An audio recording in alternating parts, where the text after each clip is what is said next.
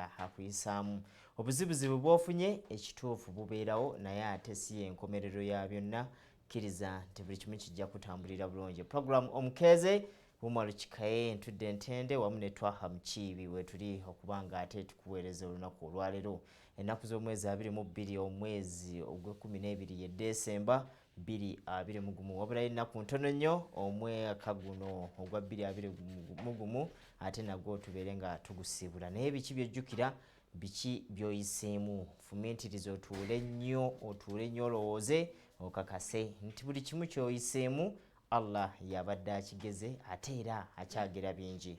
Musabe nnyo n'omwaka ogujja obeere nga ate ogutambulira mu Cashtelex yekutuusaako program Omukeeze tugenda kutandikirawo olunaku olwaleero. Wabula kuba nti gy'oli neebaza abantu bonna bakeerera ku Salam TV kituufu nze Twaha Mukiibi Omaalu webale kubeera nti wooli olunaku olwaleero lwakusatu naye ekisinga okubeera nti kirungi nnyo nti Kenya eggwanga lya Kenya lyakkirizganyiza ne Uganda. Ojjukira nti abasuubuzi wano mu Uganda babadde bakaaba ne Kenya kalubanywera ku bintu ebiva ne Uganda, enkoko tebazikkiriza, amagi tebagakkiriza, amata tebagakkiriza, kasooli tebamukkiriza, sukaali bamugaanyi, emmwanyi bazigaana. Olunaku lw'eggulo Minister wa Agriculture, Animal Industry and Fisheries omukulu Honorable Frank Tumwebaze yabadde Kenya.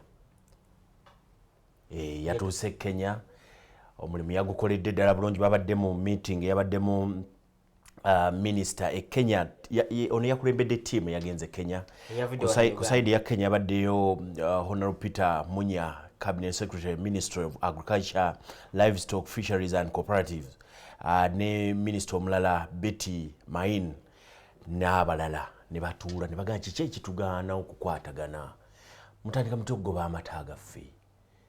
Lwaki mutuyigganya amagi okukakkana? Batudde ne batunuulira ensonga zonna nga ddala mu butuufu tewaliiwo kigaana. Era okugenda okukakkana basokedde ku nsonga ey'enkoko n'ebiva mu nkoko na buli kimu. Lwaki mubigaana? Era bonna bakkiriziganyiza, bamaliriza ne bafulumya ekiwandiiko ekyawamu ekibagattera, bonna bakkiriziganya nti ekyo kyo kiina kuvaawo. Era twagala okukuba omulanga eri abalunzi b'enkoko ababadde bali mu kukaaba ekyavudde okutandika n'olunaku olwaleero oli waddemba okugenda e Kenya n'otwala n'amagi wamu n'ennyama. Byateereddwa buteerwa. Bagenze okuva mu meeting nga buli omu akkiriziganyiza ne munne nti ekyo tekiina mutawaana ne bakijjawo. Naye omanyi kwe byavudde? Uganda yali ebintu ebitunuliza okumala omwaka mulamba. Kenya nga tetukkiriza, amagi tegagenda, amata tegagenda, sukaali bamugaanyi, obuwunga. Ate nga ffe wano bijja buli kimu. Yali Minister wa East African Affairs Rebecca Kadaga, yali Minister wa East African Affairs Aritwala Kadaga yagenda n'avaayo n'agamba nti naffe tugenda kusibira akakookolo buli kive Kenya tugenda kukiyimiriza. Era twamaze dde okulagira Minister wa Agriculture okulondobamu ebyo ebigenda okubeera nga biyimirizibwa. Omanyi bye batandikirako? Bali amaloboozi gaali tegannaba kujja na bulungi. Waliwo ebyennyanja ebiva e Kenya nga bigenda Congo. Ebyo ne babikwata naga toyita wano. Bwe babikwata ate ebyennyanja olubikwata obikwatira ennaku mmeka nga byonooneka. Kenya bwe yakiraba neemanya nti Uganda tesaaga. Kakati ogenda okukakkana bakkiriziganyiza bonna ebyo byonna ebibaddewo kubiva mu nkoko n'enkoko bikome. Okiwulira? Ekyo kigenda kukoma era okutandika n'olunaku olwaleero oliwaddemba okutwala amagi e Kenya. Ekyo kiwedde. Ekyokubiri ensonga y'ebyennyanja bonna ne bakkiriziganya nti tewaliyo nsonga lwaki mulemesa ebyennyanja by'e Kenya okubeera nga libiyitawo bigende e Congo. Omanyi Congo yo n'abano bannayuganda bangi bali batwalayo ebyennyanja. Bamanyi okufuna bwe babikola ne babikaza ne babitwalayo. E Congo byali bitambulira ddala. Wawulidde nti n'akatale Minister wa Kenya yabadde wano mu Uganda agamba nti akatale e Congo ko kasumulukuse musobola okuleeta. Kati ebyennyanja byateereddwa era ne bagamba nti kibalina okukwatira awamu kwe kubeera nti baziyiza envuba embi eri ku nnyanja.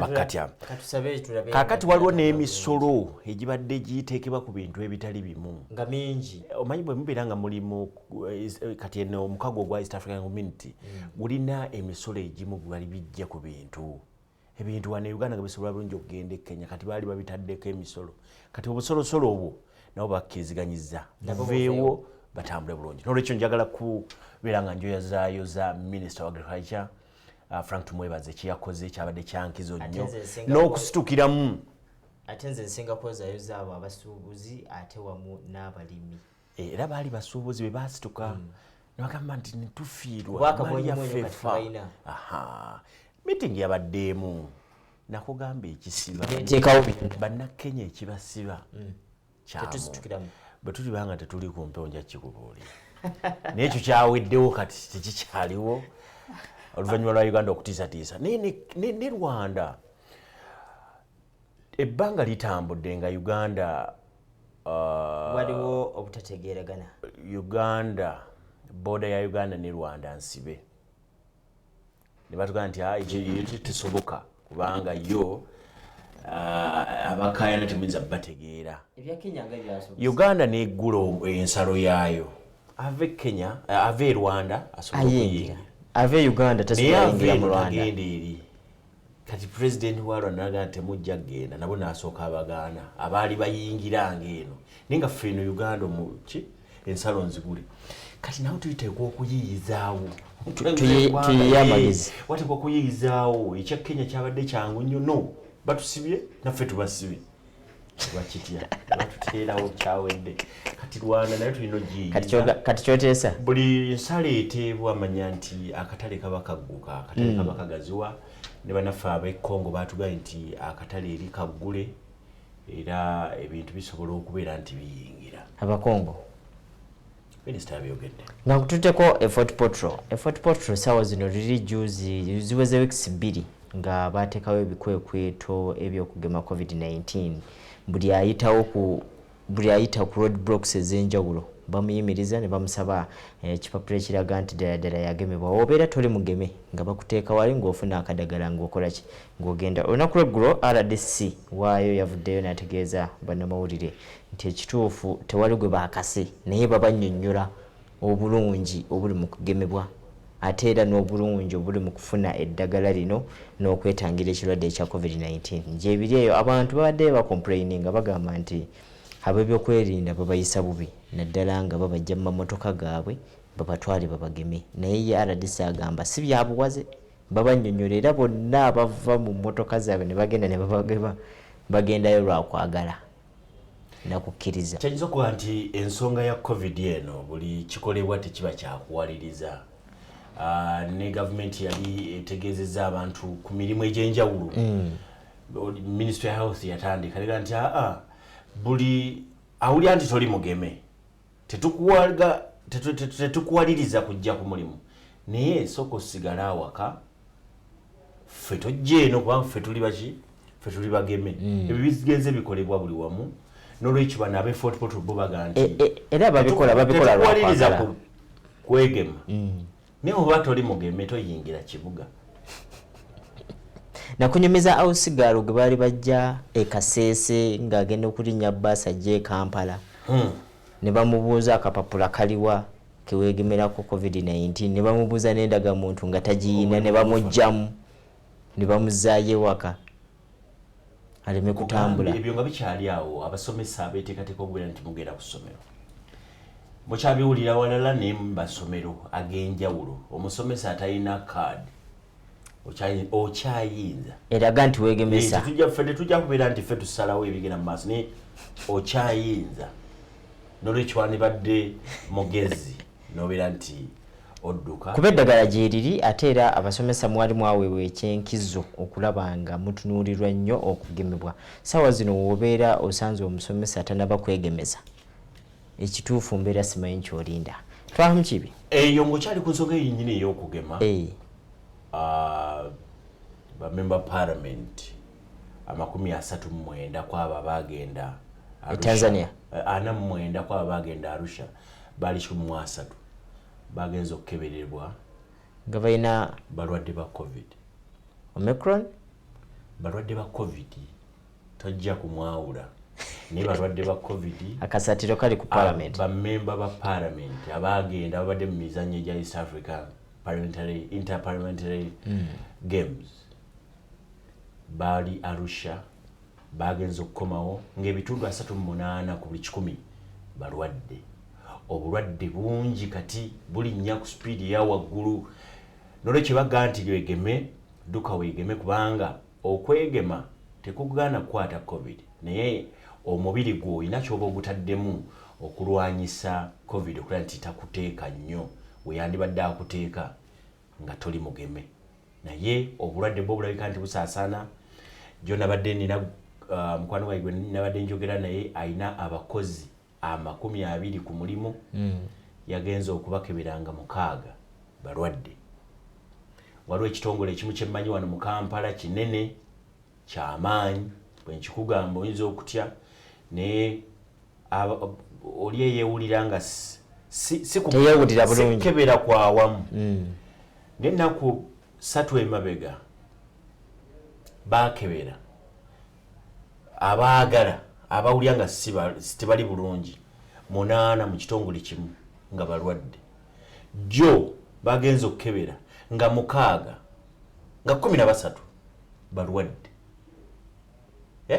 13 balwadde luli baali 8 naye nga bano sibagaa nti bakebera kitongole kyonna naye ababewulira nga baagala okwekebera be bagenda kateberezaamu ekitongole kirina abakozi 2,000 ogaa nti okikebera kyonna twongera okukubiriza abannayuganda mwegemese ekirwadde kya covid-19 ensi ezimu zisanise okuggalawo ebungereza baggalawo wa Netherlands nagamba wano jo nti baggalawo omuggalo ensi ezimu zigenze mu 4th wave wano tuli ku muggalo gwa 2 bwemuteegema abaana bayinza obutaddayo ku masomero bwe kijja obubi eno wave singa etuyingiramu bwetu neremeramu biyinza obutabeera birungi tusabe nnyo bikomeeyo wabula nga era bwe tufuba okulaba nti twegema ate era tusaba busabi gavumenti eyongereyo booster fe abamalayo mulundi ogwokubiri etuwe booster katwongere okubiriza minisitule y'ebyobulamu nti waliwo ebitundu ebimu ebitanafuna ddagala lino ery'okwegemesa ekirwadde ekya covid-19 tusaba libeere nga lituuka wawulidde jjo waliwo omwalo ekizinga wakiwulidde omwami oli kalyambuzi omwalo ogwo guli katosi okutirana masimu ge twatadde wano jjo waliwo yakubye essimu okuva e Kalyambuzi ku kizinga kikalyambuzi naga nti tebalabanga ku ddagala wadde n'akacupa n'akamu kiba kitegeeza nti minisitule y'ebyobulamu mulina okubeera nga mumontalinga mulabe biki ebitambula abantu baffe betaaga ministry erina okukwatagana ne district obukulembeze bwa district twagambye nti district ye Buyukwe bakwatagane nabo ne Mukono district erina ebizinga bingi awo bakwatagane nabo n'ebitundu ebirala awatali vaccine zitanatuuka bulungi awagenze entono zonna zigende sebo nga nkututeko mu Rwanda mu ggwanga lya Rwanda egamba nti erinayo ba 6 abakafuna akawuka kano akapya aka Omicron. Sabiti ewedde Uganda ya reportinga Omicron basuka 20 omuwendo gubadde gulinnye olwo oli ku variant mpya naye covid yenna gwe tutamanyi bwo akyaliwo covid tavangawo asimbudde kuba namba yali ekiseeko ni wano ate wuyo agenda alinnya kati no gwe okyali ku covid alinnye naye n'abasawo wamu bannanses ab'enjawulo mu malwaliro ababadde tebeegattanga mu kwekalakaasa bano abayambako abalwadde nabo baavuddeyo bagamba nti akakadde akamu n'ekitundu plus ke bagamba bawa tekamala ate era nabo bagenda kwegatta ku bannaabwe baveeyo ku mirimu gye bali mu kukola sawa zino. Wiki ewedde nawulira ba dentists nabo bayingira nabo baagala kubongeza ndowooza ekyo kyandikolebwa ddala lumu notayongezaako lumu naye nze nkugamba waliwo abasomesa Twa nti bali waka abasomesa bagenda okudda ku mulimu lyo jawulira omusomesa adda ku mulimu wa science afuna miliyoni 4. Take an example. Omusomesa owa biology ayingira mu class senior 3 na asomesa. Kwa example owa biology afuluma omusala gwafuna miliyoni 4. Owa history nayingira afuna emitwalo 8. Nafuna emitwalo 8. Ekigenda okubeera ujja kiwulira. Ate waliwo n'endala ensonga gye tutayina kubongedde ensimbi at least ne bajja miliyoni 3. Bana bahadzi nabo ne babeera nti bonna bakwatibweko botunuulira abalala n'aba humanities nabo batunuulire tusobole okubeera nti tutambulira wamu. Kuba abasomesa bonna tubeetaaga era bonna beetaagibwa sebo. Waliwo ensonga y'abasomesa gy'otalina kubuusa maaso nakutegeezeza nti saawa zino omusomesa abadde yadda mu bulimi nga ye ebyokusomesa emyaka 2 tabiriimu ng'afuna akasente ke aka buli lunaku. Saawa zino ne gavumenti egenda funa obuzibu okuwa omusaala abasomesa. Kiba kitegeeza omusomesa wabadde afuna emitwalo gye 8 ng'alima olina omuwa ezisukka 8. Bajja kujja basomese baba tebagala kusomesa aba bajja kujja basomese. Ogenda kuddayo soma obusomesa. Nze nkudde abasomesa bajja kubeera sagala otise bazadde nti tebabeera basomesa. Omulungi atulaba ku Salaam TV njagala kukugamba nti mu kitundu kyaffe ekyokubiri nga tuwumuddemu tujja kuba tuta amasimu ojja kuba osobola okubeera nti otuukako ng'oteesa kiki ekiri eyo ojja kuyita ku 0758 yesimu gy'ogenda okuba nti oyitako naye nga ekyo tujja kituukako nga tumaze okuwummulamu nga tutunaba kugendeera mu maaso. Njagala nkutegeeze nti wetwogerera abannaffe ab'ebyokwerinda bamaze dda okulangirira ayogerera poliisi ya Uganda Fred Nanga yamaze dda okutegeeza nti Uganda yafunye abayeekera abajja. Ekibiina ky'abayeekera ekijja ekiyitibwa Ugandan Coalition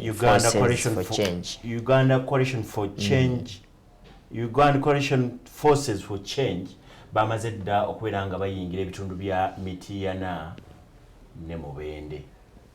Waliwo abayeekera tuze tubategeeza nti waliwo emmundu ezize zibbibwa ku basirikale aba poliisi era abamu ne bafa. Nolwekyo poliisi teyayimirira awamu n'ab'ebyokwerinda abalala ne basitukiramu ne bagenda mu kitundu ekyo eky'Emityana Kasanda era ogenda okukakana nga ekutta abantu 8 bategeeza okuba nti bano be bamu ku bayeekera ababadde bakatandika akabinja kano akajja okubeera nga batigomya bannayuganda. Mu bano abakwatibwa amanya bagatuwadde kuliko Makumbi Mosh alabika nti abadde akulira ye komando wa waggulu yeyita engineer. Lugendo Stuart amanya gategeere bulungi. Makumbi Lugendo Stuart emyaka 28 naye yakwatibwa. John Masembe yakwatibwa. Julius Mulindwa yakwatibwa. Bob Robert Senyonga naye yakwatibwa mu bayeekera abadde bakatandika Emityana. Matovu Sylvester naye muyeekera yakwatibwa songa okugattako n'omukyala Toposita Nabukenya naye muyeekera yakwatibwa era nga bano bamaze dda okuggulwako n'emisango egy'okutta okugezaako okutta n'okubeera n'ebissi. Nolwekyo ako kabinja kapya tuze tubagamba wano poliisi eripooti nze waliwo abakubyomu owa poliisi ne batwala emmundu. Waliwo police station gye balumbye bali wano bayitawo wa balumba police Kasanda balumba poliisi ye Sekanyonyi ne balumba ye Nakasozi. Ebyo byonna biri sides eyo. Kiboga bakwatibwa basangiddwa n'emmundu. Basangiddwa n'emmundu. okiwulira n'amasasi n'ebintu ebirala ebikozesebwa. Poliisi egamba ekyakola okunoonyereza waliwo be bakyanoonya tebannabalaba naye era bakyakola okunoonyereza. Bannaffe bano aba Flying Squad sebo be bamu ku abo abakoze omulimu ogwo. Of course si poliisi yetutegeeza butegeeza nti kino kyabaddewo naye bw'otunuulira bagamba nti abayeekera mu kitundu otandika okutya Mityana eno abaffe abayeekera bali Mityana ate naawe oteeseza nnyo abatulaba atulaba ayinza okuba eyo n'atya abayeekera bali luddawa Mityana n'ekiboga. Mityana bano balonda batya? Mityana waliyo Zaake oyo ye bamulonda, waliyo omubaka omukyala sawa zino bali mu kkooti tetunnamanya biki bivaayo. Joyce Baagala yagamba addayo mu kkooti kati tetunnamanya bivaayo eyo. Mityana eriyo abayeekera. Fred Nanga yamaze dda okutegeeza eggwanga lino saagala kitwale nga kyamuzannyo. Era akabenja kano bagamba nti ko katunuulira kaagala nkyukakyuka. Kyuka kikasimbyeko nnyisira. Omuntu yenna ajja okuyeekera aba ayagala buyinza. N'olwekyo akabinja akapya akayitibwa Uganda Coalition Forces for Change kaagala nkyukakyuka kubeera nga kakulembera eggwanga lino. Nga tuvudde Mityana waliwo ensonga endala enkulu ennyo. Eya DP yeegasse ku pick-up etwala empapula mu kkooti ne bannaffe aba Nuupu. Baagala kuwakanya simanyi baagala kuwakanya buwanguzi bwamu Anna Eboyo eyawangula wa NRM Kayunga Andrew Muwonge. Tubagaliza birungi byerere nakwere luli namulaba ku TV ng'agamba yeebaza abantu b'e Kayunga obululu bwe bamuwa obungi n'agamba nti agenda kubakolera era nakwedde tulindiridde okulaba nti ajja bakolera omuntu abeera abasuubizza ajja bakolera. Osanga bulijjo abadde atambula era ng'ayambako Kayunga ttaka lye littaawa. kasita obeera ng'osobola okulwana entalo z'ettaka e Kayunga oba omaze Kayunga ttaka ate ettaka teriba lyangu lissa. N'olwekyo omukulembeze w'eggwanga naye yatuuka inaga nti entalo mu ttaka wano ziggwa zitya, enjawukana ziggwa zitya, kyekyo kyekiri eyo. Ensonga za Muhammad Segirinyo mubaka w'e Kawempe North ne Alan Sewanyana w'Amakindi zo zikyali mpanvu.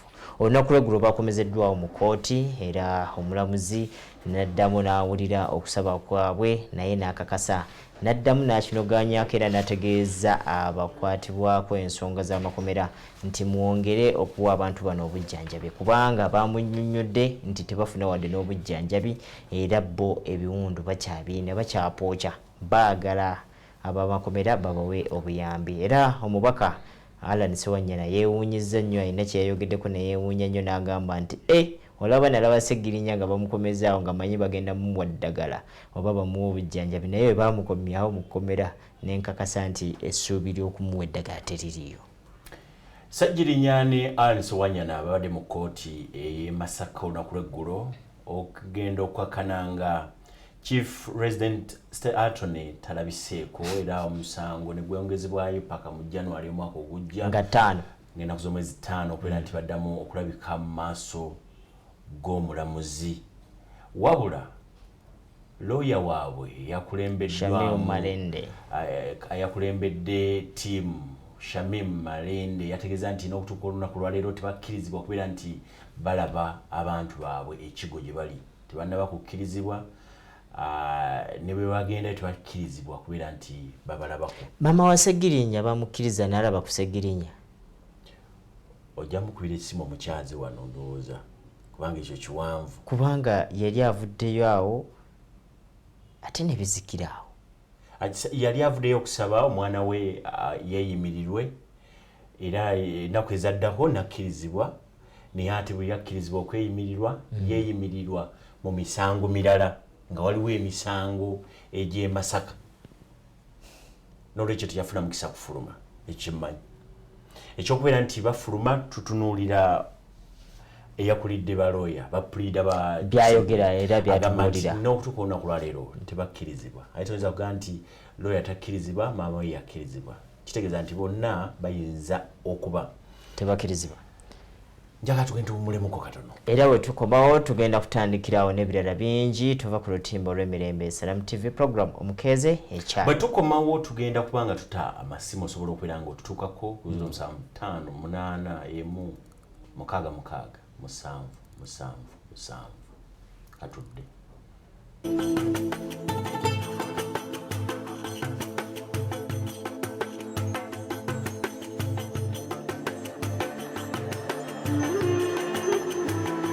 Programu Omukeeze ekutuusibwako.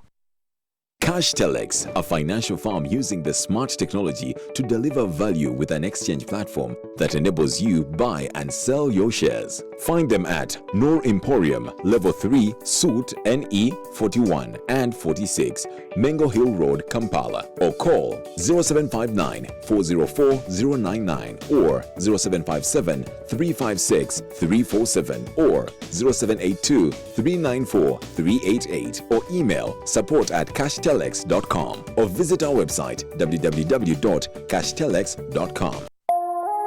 Eno ye Salam TV. The future is here. Play, pause, rewind your favorite TV show anytime, anywhere on the Afromobile app. That's right. It's that easy.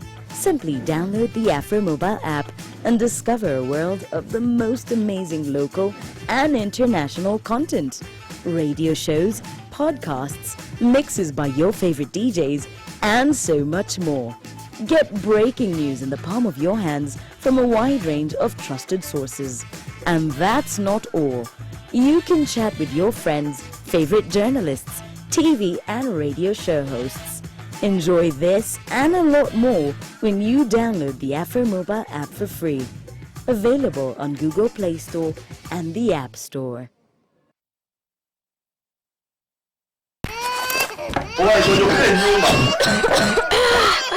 Manega na Amanda. Naye gwabonabonanga n'okumesigiri buli lunaku. Omukso. Mukazi bunange Amanda mabisi. Nze n'obufumbo bw'okubonabona buntamye. Leka naawe. Gwe toyaka kati ewange eby'okufumba nabigonza. Kubanga kati nkozesa gas era tulira mu budde. Omuntu yenna akozesa Maka gas akikkiriza ebitundu 5 n'okusinga omuntu oyo akozesa Amanda. Era ng'ono gas yekali katale atafumuka olw'obuzito muyonjo wa bbeeyi ntono ddala ate nga mwangu okukozesa kubanga gyesa mangu by'ofumba n'emmere yo n'esigaza akawowo kaayo bw'amwetaze n'ayagala okulefiiringa tusobola okumukutusako wonna w'oli omuli kilo 6, 12 ne kilo 5 okumanya ebisingawo kuba ku noti 759 8 noti 4 476 ne noti 771 826 454 Mark Gas tuve kumanda. La ilaha illallah, la ilaha illallah. Muslim Funeral Services bategeeza abasiraamu mwenna nti bateekateeka abafu baffe ne baziikibwa mu nziika ejjudde ekitiibwa ne bw'abanga afudde COVID-19 bamunaaza ne bamuzinga mu ssanda ze olwo n'aziikibwa nga sheriya y'obusiraamu bw'eragira. Muslim Funeral Services balina ofiisi mu Kampala, Masaka ne Jinja nga balina ne ambulensi ezikola essaawa 24 mu bitundu by'e Kampala, Jinja ne Masaka. Gwe bakubire bukubizi ssimu bakutuukeko wonna w'oba oli mu bwangu ddala. 0701 855 256 ne 0774 000 225. Ziika omwagalwa wo mu nziika emuweesa ekitiibwa ne Muslim Funeral Services. La ilaha illallah, la ilaha illallah, Muhammadur Rasulullah. Ekirwadde ki COVID-19 kyavaako okuggalibwawo kw'amasomero. Kino kyajja n'ebizibu nfofoolo eri abaana baffe. Gamba ng'obutabanguko mu maka n'abamu okufuna embuto ze bateeyagalidde. Essuubi eririwo liri nti amasomero akadde konna gaggulawo. Kyokka ebintu bikalubo eri abasinga. mu mbeera eno salaamu tv giweeri okuyamba ku bayizi abasini ey'okuna okudda wansi okuddayo okusoma. salaamu back to school challenge weefunira omukisa okuwangula school fees n'ebirabo ebirala bingi nnyo.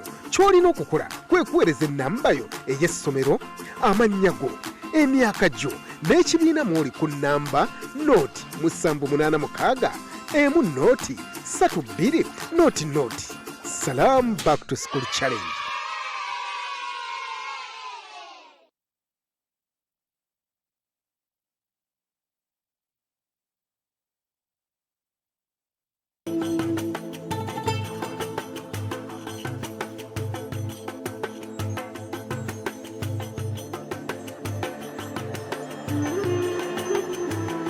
Puroguramu Omukeeze ekutuusibwako.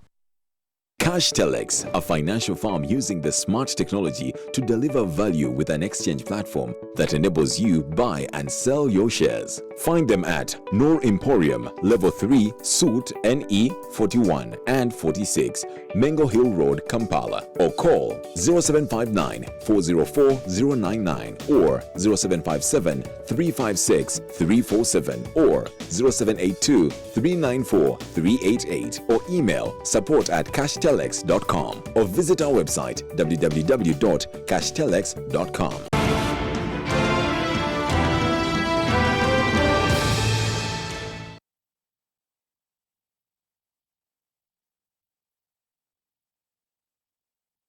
tuddamu okwebaza webale nnyo okwekumira ku lutimu lw'emirembe Salamu TV program Omukeeze tubeerawo wano okuwa buli kimu ky'obeera osinga okwagala. ennaku zigenderera gwe kiki ky'olowooza ng'omwaka guggwako. bangi mukola bizinesi essaawa zino naye mukaaba kimu nti emisolo giri waggulu, amafuta gayongeza ebintu, naye tuyikole nnyo okuyiiya ate wamu n'okutetenkanya okulaba nti tuyita mu mbeera yonna enzibu ebeera eriwo ate tufune ekyo kye twetaaga mu maaso. togenda kubeera ng'otambulira ku museetwe buli kaseera. okutuuka wonna w'oyagala olina okuyita mu ebyo by'oyitamu, by'oyita ebizibu ate n'ebirungi obifune ng'ate olina w'oyise. Cashtelex yekutuusaako program Omukeeze okulaba nti tutambula naawe ku kolokolo.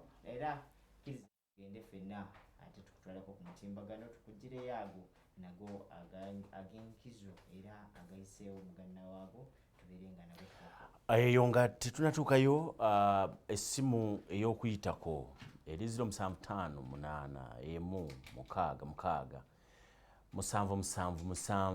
kiki kye tugenda okuteesaako. twakutegeeza wano nga tuyingira nti Fort Portal toyita bw'oba toli mugeme, ekibuga tokiyingira, bakusibira eno.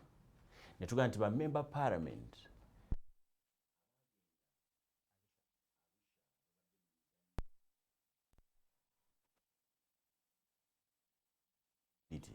bakomyewo ng'ebitundu 38 ku 100 balwadde ba covid.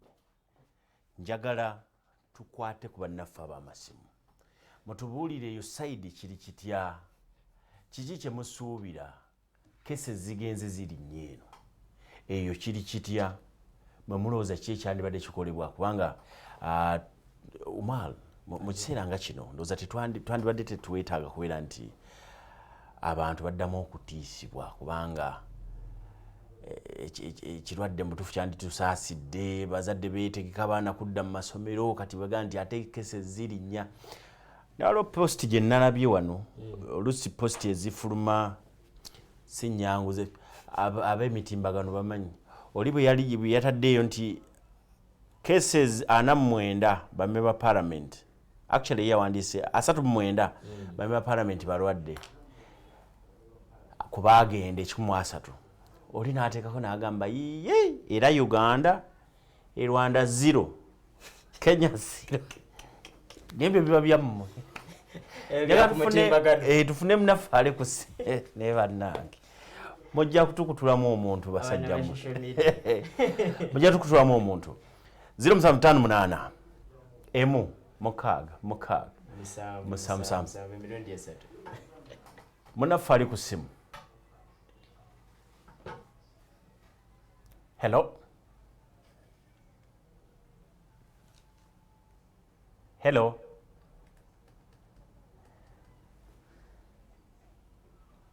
Hello, ali ku simu.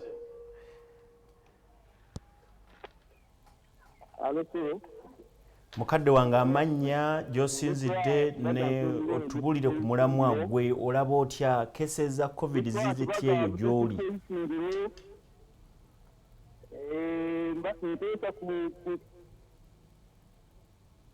okugema kutambula mpola nnyo kasoobo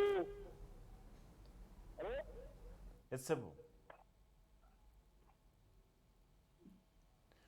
amalagala matono tutambula ende mpanvu genda okutuukayo esanga ddagala teririiyo sayidi kyeyo sebo ekintu ekirofe bukanga ebisingiro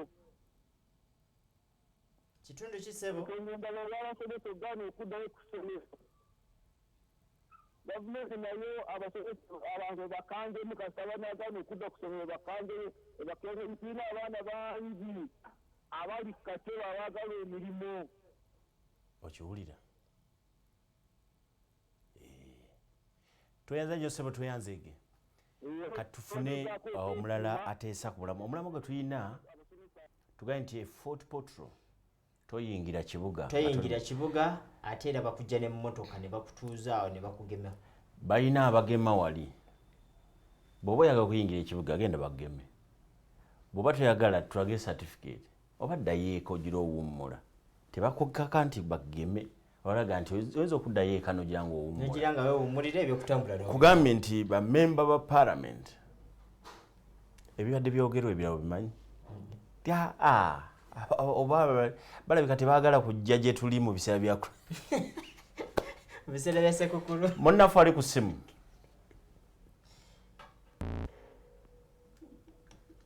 hello waalaikum salamu warahmatullahi wabarakatu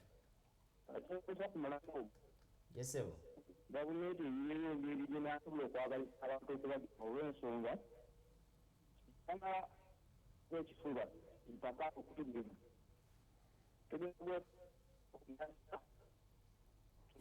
nga ekituufu kibakitemi so kyesala gavumenti lagiza abantu okubagema nsigadde nti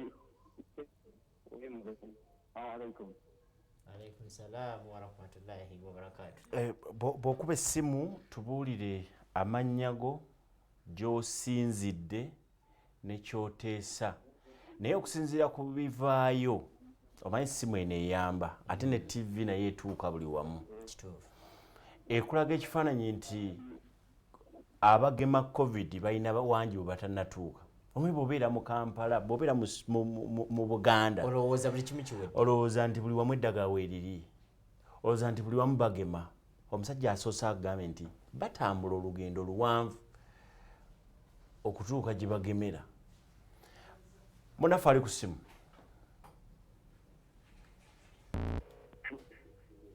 hello wangi sebo ye sebo tukuwulira sebo waalaikum salaamu warahmatullah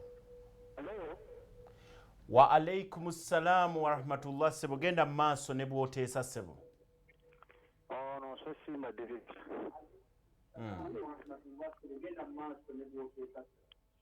ono sesimba dirisa okuwekayunga kigangazi ekakati feno waffe okugema abajja ne bagemayo naye nebagema abamu tebabawa kaadi yokubuulwa ate basuubiza okuddamu okudda nga ebbanga liwedde babalaga okuddayo eddagala kiribalireeta nga tukubya amasimu tetubalaba kati kyekizibu kiye newaffe ssebo kayunga kayunga kigangazi mugombola y'ebigasa kitegeeza mu kiseera kino teri kugema teri ddagala mu kiseera kino teririyo ssebo tweyanzeege ekisinga obulungi nti nebekikwatako nabo bawulira kayunga teri ddagala eryajja abaagemwa tebaafuna ki certificate nkozi enkola eno erina okubeera nti etegeerekeka abantu bonna abeegema engema ne ziggwayo engema ebbiri musobola okufuna certificate zammwe ku mutimbagano naye ekyo era kirina okubeera nga kitegereka bulungi kuba abantu bonna tebalina access ku mitimbagano. Kati omusajja ali Kayunga abantu bangi essimu gyakozesa tesobola kugenda online, tesobola kugenda ku Facebook, tesobola kugenda kozesa data. Abamu balina obusimu bwabwe buno bw'amapeesa. Kati tosobola mugamba nti ojja kwefunira nga bwe wajja okugema era bw'oba oleeta certificate zaffe. Tusooka tufune omulala. Halo.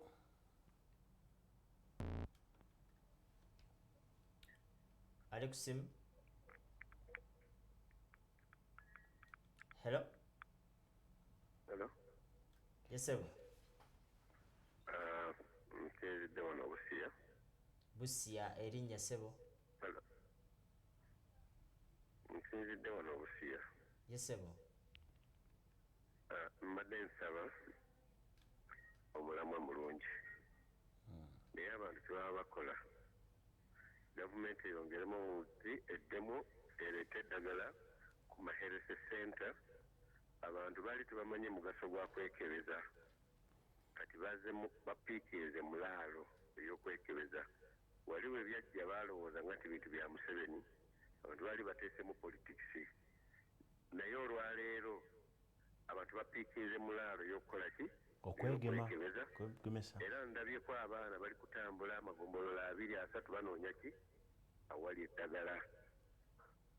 So mbadde nsaba gavumenti eteekemu obuteesi ki? Maanyi. 2. Neebaza abasajja b'e Fort Portal. Fort Portal by'ebimu ku bibuga by'endaba ebirina abakulembeze abasalawo. Kuba ebyo bya mukulembeze byasalawo. Tulina ebibuga bye tugenze nga tulaba. Administration eyogera birala, ba political leader boogera birala. Kuba Fort Portal gy'olaba eyo ekimu ku kibuga ekyasooka ne kigamba nti owa boda boda w'olaba omuntu asudde kasasiro mukwate tukuwe ssente. Ekyo kibuga Fort Portal. Nze mbadde mukulembeze Busia, naye abakulembeze ab'ewaffe tebasalawo. Temuteesa ate politician adda emabega n'alemesa administrator. Ate nga gwe kyemwandikoze mu council mwandikoze resolution. Ekibuga kya Fort Portal kyolaba ekyo tojja kusangamu small market ku mabbali nga bukola. Ebintu byonna bijja mu main market ne biryoka bijja mu small market. Naye ebibuga ebisinga obungi abakulembeze baamu badda emabega ne beefuulira mu sitinga mbazi. Bo bagala kusanyusa abantu, tebaagala kukolera bantu. So nze neebaza abasajja ba Fort Portal kye baleese kubanga tebakugemye ekikutwala mu bantu kiki? Ogambye nti ebusi eri abatambula twagala kutegeera batambula distance ki era bwe batambula balina eddagala bwe balisanga oba era tebalisanga.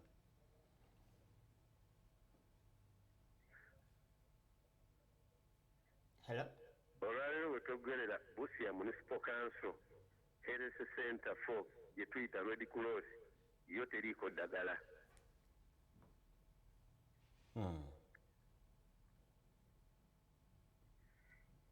Mutawuni wennyini omuli population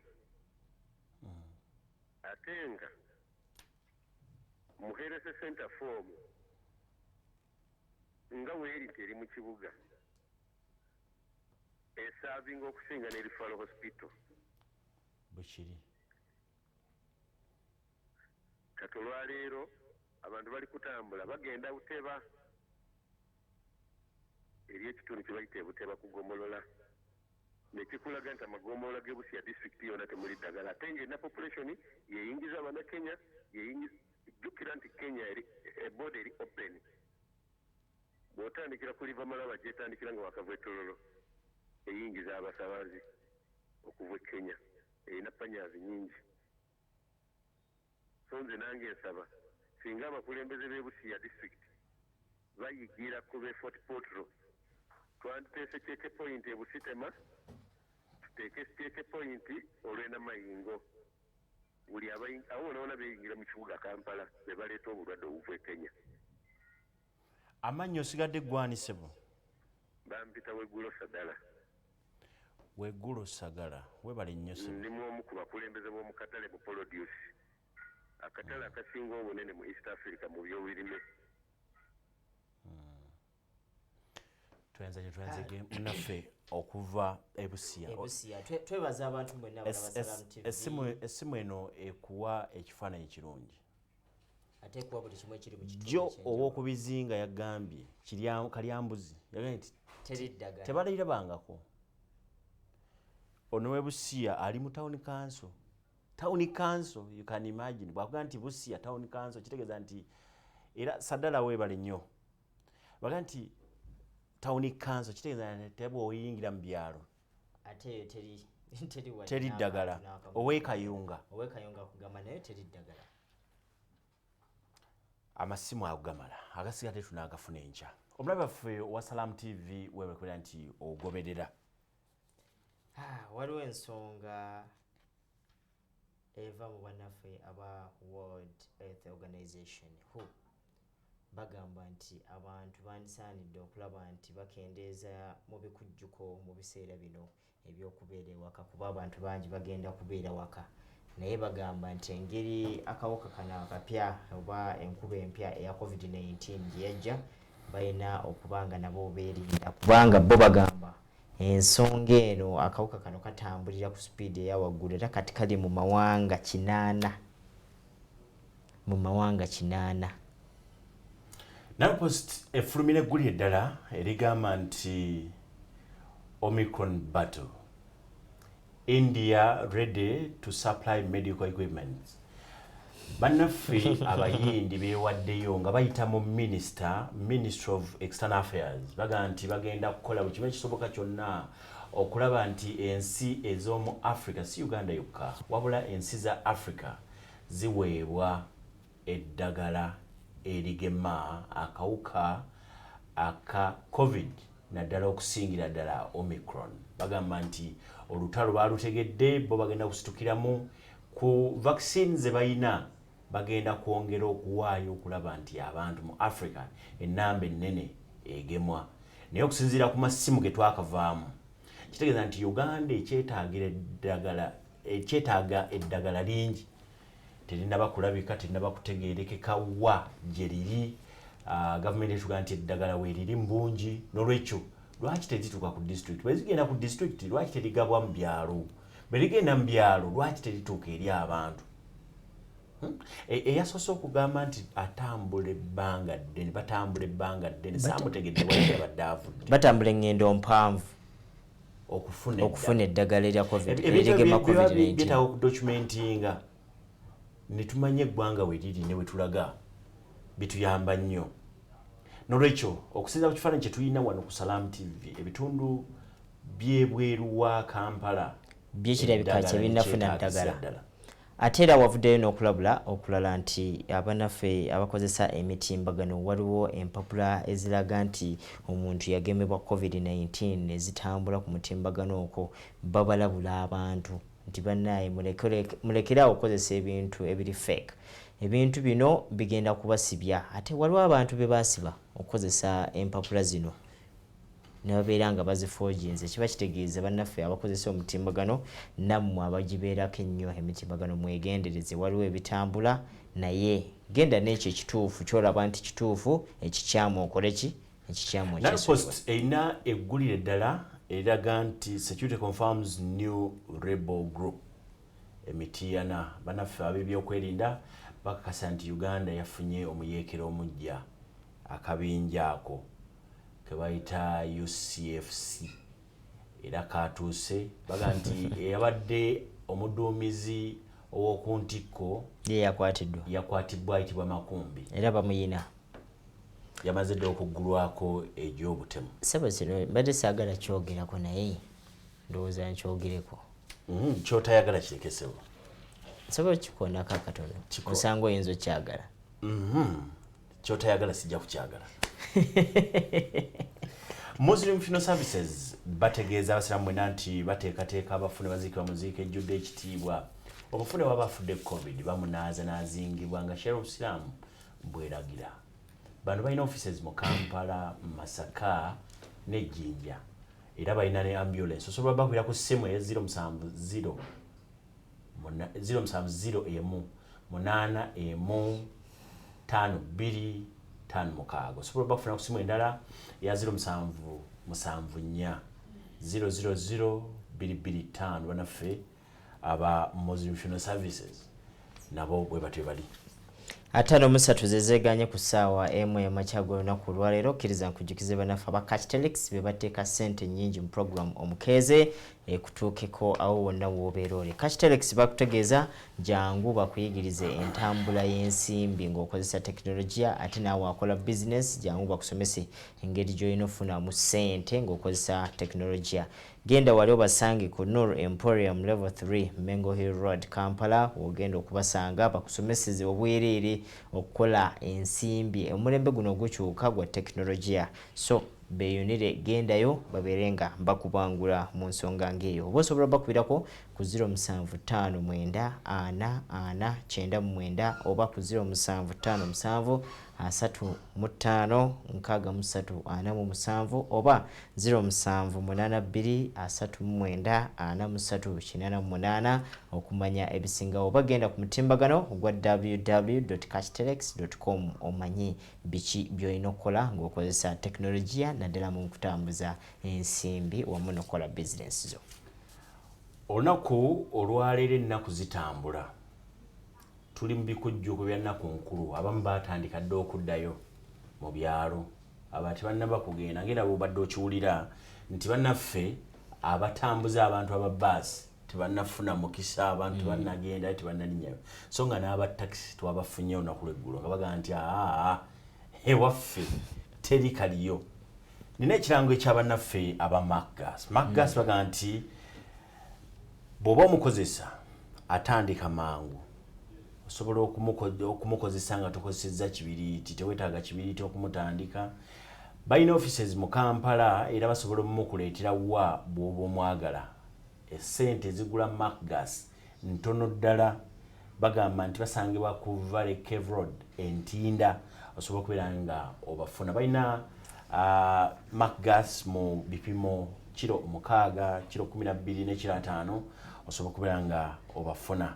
Baga nti tuve ku manda obuntu bwonna obutambulira ku Macgas babukuwa pipe standi ani biki ebyo babikuweerako baga nti genda va ku manda kozesa Macgas. Era kakujukize banaffe bano aba Kino Organic Medicine. Kino Organic Medicine gwalina pressure alina sukali alina endwadde ekusimbyeko akati nga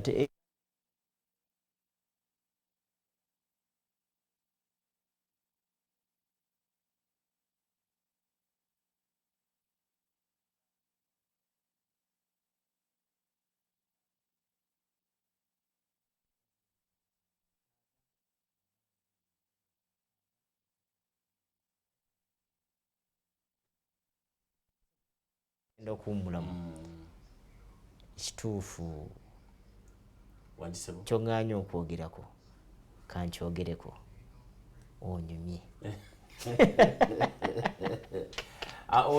oyogera mangu ekyo kyonzikiriza bwe tuba nkwe kusiimako webale nnyo obulungi alaba Salam TV tugenda kukoma mu kitundu kyaffe ekyokubiri naye nga twogera ku bintu bya nkulaakulana nze Twaha Mukiibi Umar Kikaye lindako nga tetunabagenda kuwummulamu wangamba amannya gano ogawula otya Umar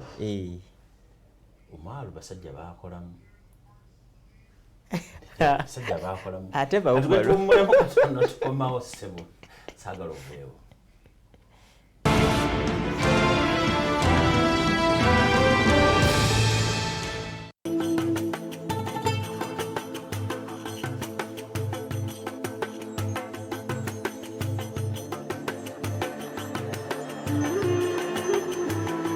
Pulogulaamu Omukeeze ekutuusibwako Cashtelex, a financial firm using the smart technology to deliver value with an exchange platform that enables you buy and sell your shares. Find them at Noor Emporium, Level 3, Suite NE 41 and 46, Mengo Hill Road, Kampala, or call 0759 404 099 or 0757 356 347 or 0782 394 388 or email support@cashtelex.com or visit our website www.cashtelex.com. Eno ye Salam TV.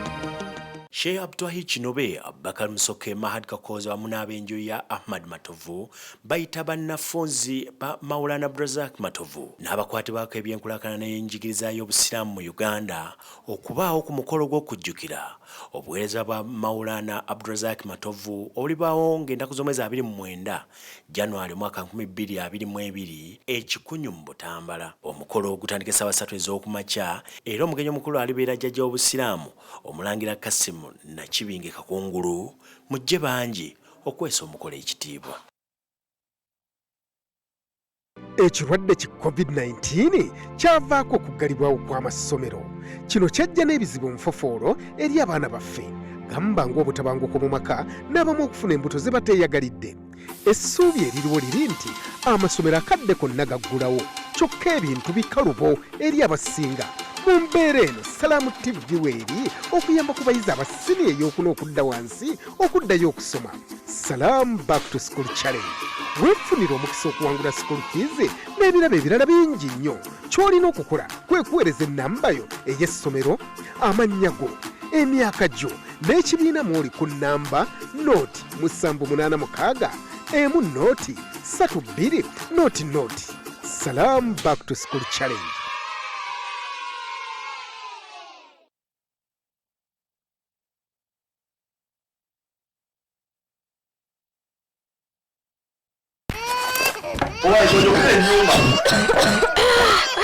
Banega n'Amanda naye gwe abonaabonanga n'okkuma essigiri buli lunaku omukso mukazi bunange Amanda mabisi nze n'obufumbo bw'okubonaabona buntamye.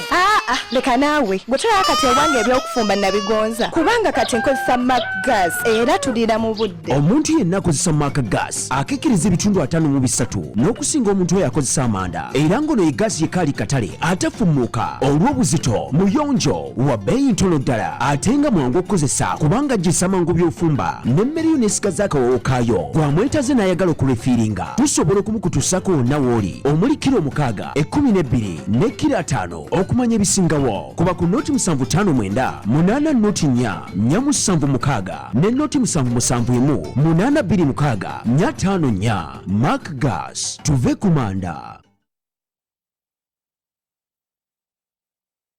Omuzadde olinayo omwana eyamala sini ey'okunoba ey'omukaaga nga wabuwala jangu omuwandiise ku Islamic University Uganda Females Campus Kabojja mu certificate, diploma ne degree mu masomo nga law, education, mass communication, information technology, business studies, fashion and design nga tusomesa n'abasawo okuva ku ddala certificate ne diploma. Abasawo baffe bali ku mutindo gwa nsi yonna. Jangu ofune ekyenjawulo kumanya ebisingawo kuba ku 0757 020500 oba 0704 74 369. Islamic University in Uganda Females Campus Kabojja tusangibwa na Tete ku Nakawuka.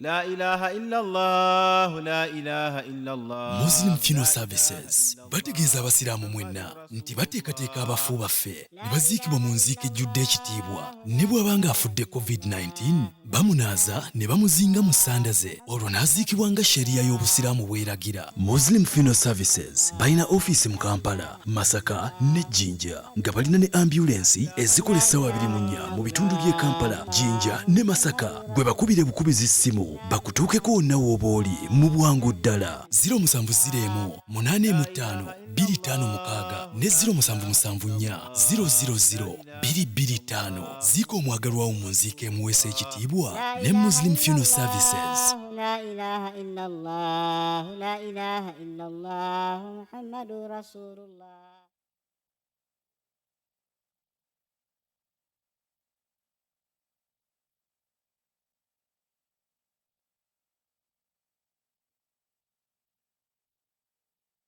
Transact and win money after money with Airtel Money.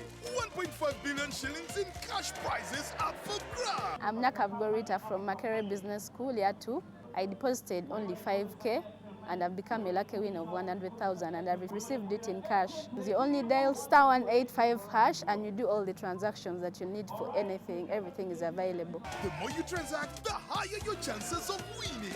Airtel Money. Instant, secure, borderless.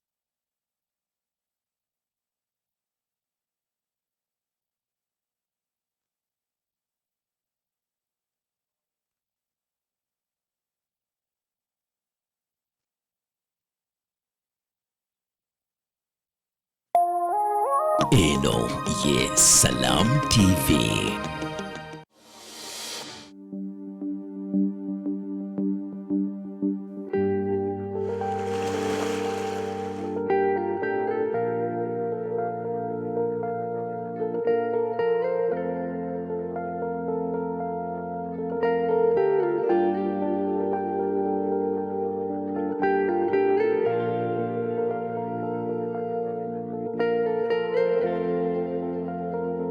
Salam alaikum.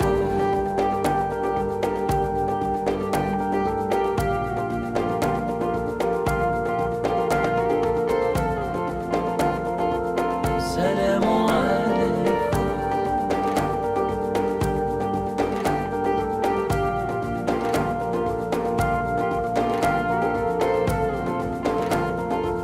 Salam alaikum.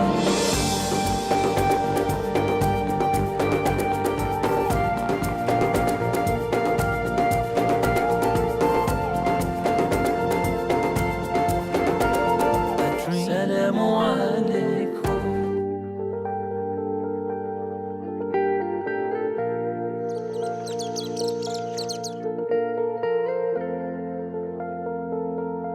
Salam TV.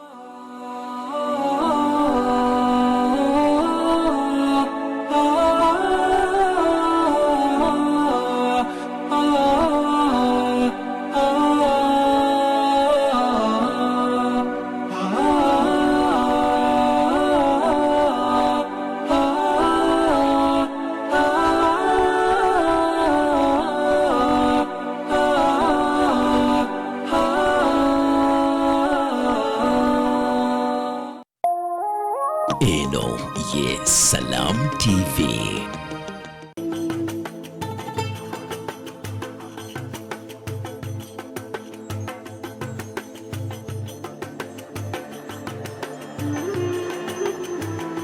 Programu Omukeeze ekutuusibwako. Cashtelex, a financial firm using the smart technology to deliver value with an exchange platform that enables you buy and sell your shares. Find them at Noor Emporium, Level 3, Suite NE 41 and 46, Mengo Hill Road, Kampala, or call 0759 404 099 or 0757 356 347 or 0782 394 388 or email support@cashtelex.com or visit our website www.cashtelex.com.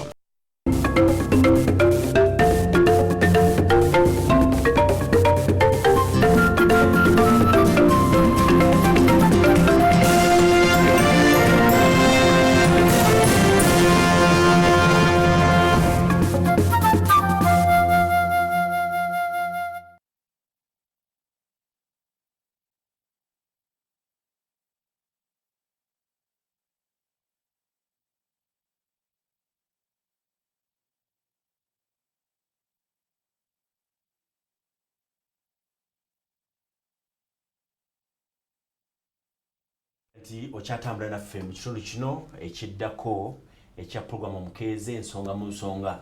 Wabula njagadde nnyongere okunoganya ensonga eno. Olunaku olwaliro nga bwe twatambudde nga twogera ku bitundu ebya Fort Portal n'ebitundu ebirala eby'omu ggwanga okubeera nti abantu abagemebwa bakyaliyo bangi era beetaaga okugemebwa. Wabula kye twagambye nti Fort Portal bw'otuukayo ababadde basuubira okutambula okuva e Kampala okugenda Fort Portal bw'obeera omanyi nti ggwe ebyokugema tobiriiko, wano eby'e Kampala byangu osobola okulinnya ebbaasi n'ogenda tewali ajja kukukwatako. Tuula ne banno abageme gwe nga toli mugeme ne bw'onootuuka e Fort Portal tojja sobola kuyingira. Abakulembeze bo bamaze dde okusalawo ne bagamba nti ekyo kye bagenda okukola. Kati tugenda kwegatta ku munaffe Nabimanya Julius ali Fort Portal atuwa ekifaananyi ekituufu kiki ekiri mu kibuga Fort Portal n'okwongera okwetegereza n'okumanya kiki ekirina okukolebwa abo abatannabagemwa era eddagala erigema lyo weeriri kuba olwoga nti atannabagemwa jangu bageme nga n'eddagala erigema teruliiwo. Twagala okutegeera Nabimanya tubuulire bw'ova mu kibuga Fort Portal mu byalo yo kiri kitya eddagala gye riri era abantu bagemwa. Julius Nabimanya.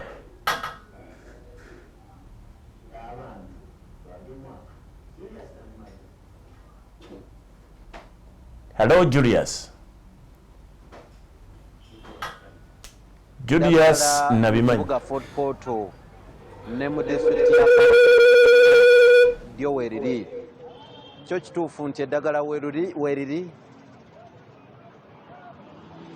naye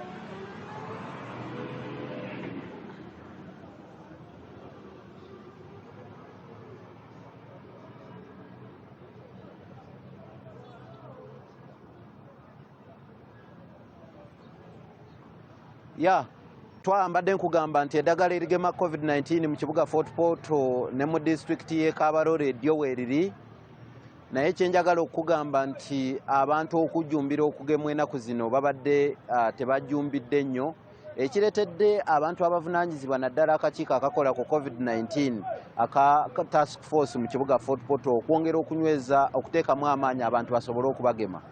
Njagala okugamba twaha nti olunaku lw'eggulo embeera mu kibuga Fort Portal nyinza okugamba nti yasiibye eri yadduka kubanga ku misanvu gyonna egy'amakubo agayingira ekibuga Fort Portal emisanvu gy'abasirikale b'oku nguudo ku makubo agayingira ekibuga Fort Portal n'okukifuluma baataddewo eddagala okugema abantu ky'oyinza okugamba nti mbuwaze kubanga abasirikale babadde bayimiriza buli mmotoka eyingira ekibuga Fort n'okukifuluma nga bakebera omuntu bwe basanga nga toyina vaccination card oba kaadi eraga nti oli mugeme nga bakujjawo bakuzza ebbali. Abasawo babadde ku misanvu egyo nga bakusimba akayisooko ne bwe wabadde ogezaako okugamba nti oba ki babadde bateekwa okugema.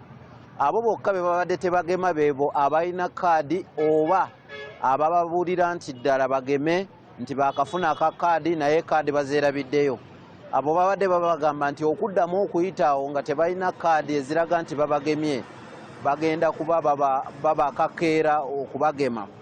Ekigendererwa mu kino okusinziira ku mubaka wa gavumenti mu kibuga Fort Portal Rogers Mbabazi kwe kulaba nga ye yatugambye nti ayagala asembeze obuweereza ku bantu naye n'atugamba era nti ayagala nti abantu abayingira mu kibuga Fort Portal okujja mu nnaku zino enkulu bonna babagema okulaba nga tebaleeta buzibu. Ekyokubiri yagambye nti abantu bangi babadde beekwasa nga bagamba nti tebafuna budde bugenda mu bifo ebyateekebwawo ebitongole bye basobola okubagemera mugamba ng'amalwaliro Fort Portal Regional Referral Hospital. N'agamba nti kati ekyo kikolwa kyakulaba nga batwala eddagala kumpi n'abantu naddala abo abagoba ba boodabooda abavuzi ba takisi n'abo abatambuza ababeera mu zibbaasi n'abantu sekinnoomu nga babatwalira eddagala ku makubo okubulwa kye beekwasa. Nagezezzaako okumanya lwaki obuyiza waabujja okulaba nga abantu bakakibwa okukubibwa empiso, wabula ye ku kamera zaffe yatutegeezezza nti si byakukaka nti bintu byakwogereza oba sensitizing nti abo abagaana babaleka ate abakkiriza ne babagema. Naye ffe ababadde ku ground twalabye ate ekifaananyi kiri nti abantu abatalina bukaadi bakakiba okufuluma emmotoka okubagema. Embeera eyabadde mu kibuga Fort Portal ku makubo agayingira n'okufuluma ekibuga kino. Naye we twatuukidde kyenyinza okugamba nti omuwendo gw'abantu abagemeddwa okusinziira ku mbabazi basuuka 200 mu region eno yonna, naye nga baagala okulaba nti at least bongera okunyweza okugema n'eddagala lye balina okuba nga teritibwako nnaku oba okuexpiringa. Mbabazi bw'ati era bwe yatunyonyodde. Abamu ku bantu be bagemye batugambye nti tebeesaliddeewo, ate abalala ne bakisanyukira ne bagamba nti kyekyo bannayuganda beetaaga maanyi ennaku zino, nti babagoba n'amaanyi. Bagamba nti gw'otwala ekiro twaha Mukiibi akusiima bukedde, nti balina okubongezaamu amaanyi okukakasa ddala nti abantu bano babagema. Tugenda okugulawo, Uganda egenda okugulwawo mu Afure ng'abantu bonna bageme. Yembeera bwe yabadde mu kibuga Fort Portal olunaku lw'eggulo. Bitundu ebyekyalo ng'ovuddeko awo mu kibuga, eddagala gye liri oba teriyo? Okugema kugenda mu maaso?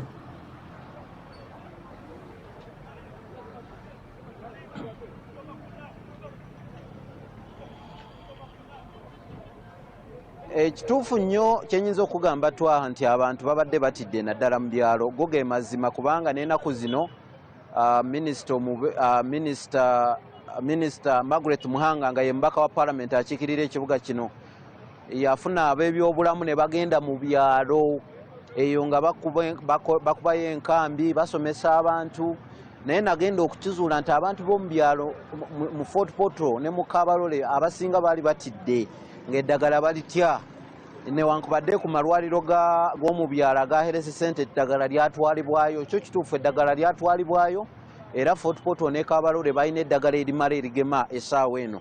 Naye abantu abasinga mu byalo baali batidde, kati nga kibeetaagisa nnyo abakulembeze okugenda eyo mu byalo babasomese nti ddala eddagala lino teririna kabi. Era minisita ne gurupu ne ttiimu ye ey'abasawo ennaku zino emabega, wiiki ng'emu emabega kye baakola nga babasomeseza ddala. Ye minisita yabakakasiza ddala nti gye bujjako awo singa banaasigala nga batidde bajja kuba tebakkirizibwa kuyingira mu bibuga, bajja kuba tebakkirizibwa genda mu bifo ebirala ebirimu abantu bangi, kubanga bajja kuba tebaagala babatwalira ekirwadde ki COVID. Embeera eno yatiisatiisaamu bangi ne bagezaako okujja okubagema, naye mu byalo babadde batidde. Naye kati bagenda bavaayo mpola mpola, newankubadde minisita bino yabyogera, naye nakikakasa nti bwe yavaayo ate omuwendo gw'abo abagenda mu bifo ebigemerwamu mu byalo gwakendeera ddala. Kyolaba nti abantu bano abeeno beetaaga kubabuulira nnyo, kubasomesa nnyo, kubalemerako nnyo, oba oli awo kyekyawaliriza n'abakulu nga bamaze okukiraba okutandika okubeera ku misanvu gino egy'amakubo agayingira ekibuga n'okukifuluma. Bayo nabimanya, twagala okutegeera ng'ovudde ku Fort Portal yokka n'ofuluma n'ogendako mu disitulikiti endala ezeetooloddewo, okugema kuli kutya? Abantu bakutidde oba bakujjumbidde? Eddagala gye liri?